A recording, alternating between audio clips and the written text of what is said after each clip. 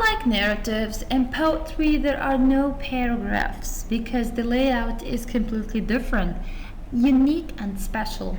Instead of paragraphs, there are stanzas. Now, stanzas are made of lines and have variable length.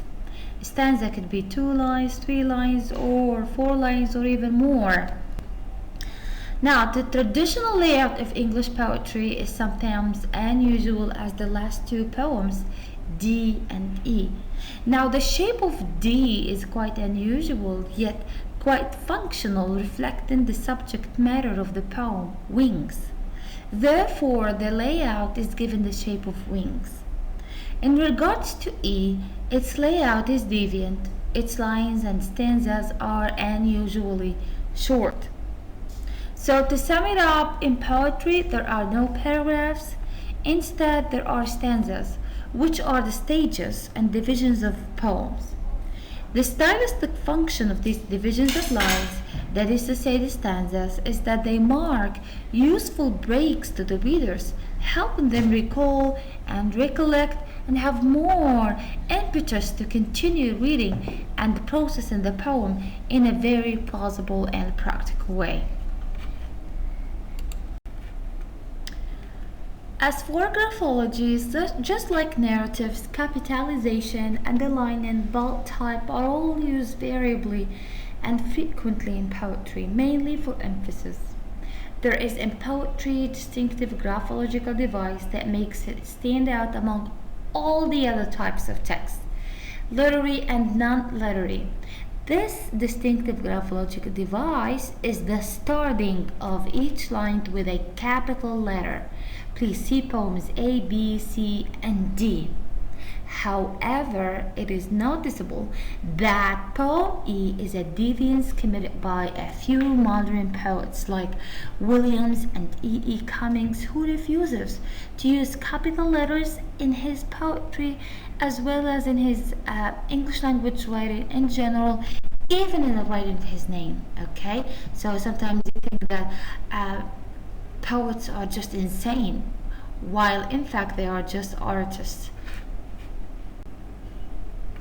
On the other hand, figures, diagrams, drawings, and tables are all strange to poetry because, as we explained in narrative section, that literature is independent, doesn't depend on any aided media. As for punctuation marks are all used with a great deal of manipulation. They are used that well by poets normally and abnormally. In Williams' poem, for example, E, the poet doesn't employ any punctuation marks, not even a full stop. Now, this is completely abnormal, or in other words, we can describe it as deviant and really striking to any reader. Now let's move to another level of analysis, that is grammar or syntax. Poetic lines are known for their complexity, and they are usually long, interrelated, most of the time or all the time, somehow ungrammatical, and they are really difficult to understand, especially by lay readers. Okay, look at, for example, A and E. Sentences in poetry are usually ill-formed, have no subject, or sometimes they are verbless, that is to say, have no verbs, or other main categories of sentences. Look at these examples. A violet by a mossy stone. Now, this sentence maybe conveys a full message. However, the sentence lacks the main categories of sentences. There is no, grammar here. There's no verb. So she was a violet by a mossy stone. So basically, we have no subject and no verb. And of course, a violet by a mossy stone. This is a metaphorical line. The difference to me now, this needs a whole reconstruction. So what difference it made to me? This can be considered as the grammatical version. Such deviance from grammatical norms of English is characteristic of poetic language. It has the function of delivering the message over grammar. Parallel sentence structure. Now, parallelism is one of the, cornerstones of poetry or of literature in general. Okay, it is used widely by poets and writers alike, and it adds really harmony, oratory, and beauty to the language.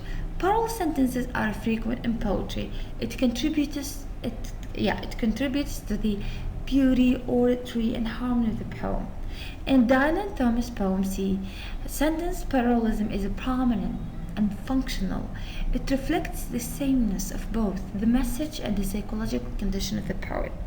It also buttresses the rhythm of the poem. That is to say, or look at this example. Now, as I was young and easy, and that the apple bows, and look at the upcoming parallel sentence. It is the depiction of full harmony indeed.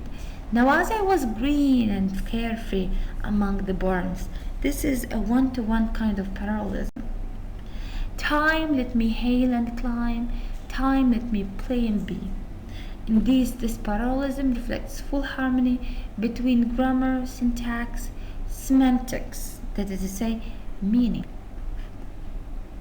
Inversion sentence elements. It is always expected in literary language to have the sentence elements inverted. Sometimes we start with the subordinate clause and then we end with the main clause. Sometimes we start with the verb and end it with the subject or a complement. Now look at this example. This is more recurrent in poetry than in prose. Then shall the fall further the flight in me. Now shall the fall further the flight in me. Now auxiliary. Now we have here actually auxiliary verb subject inversion. Okay, so if we are to reconstruct this line, we would say then the fall shall further the flight in me. Okay, so usually the auxiliary comes before the verb. The function of such inversion in poetry, regardless of its aesthetic effect, is for emphasis on achieving metrical measure and rhythm.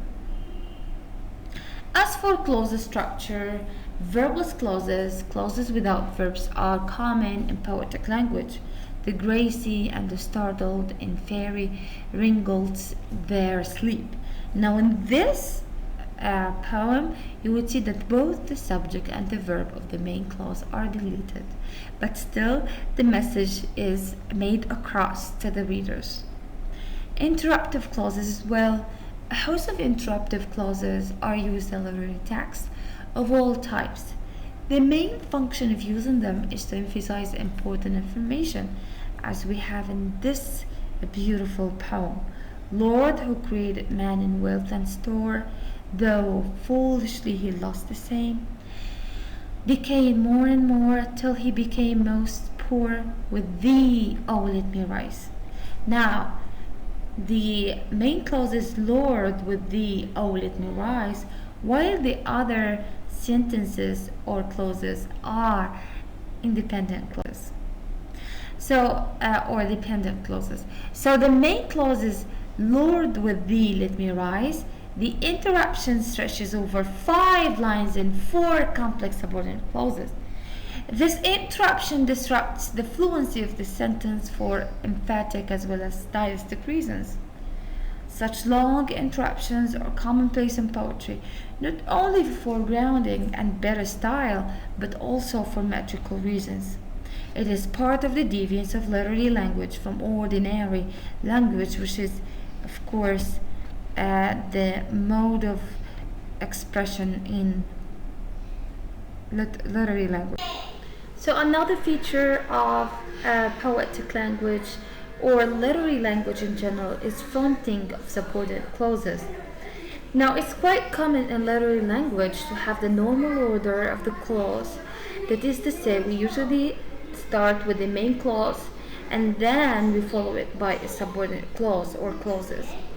However, this ordering can be violated sometimes and expectedly reversed in literature, mainly for foregrounding purposes.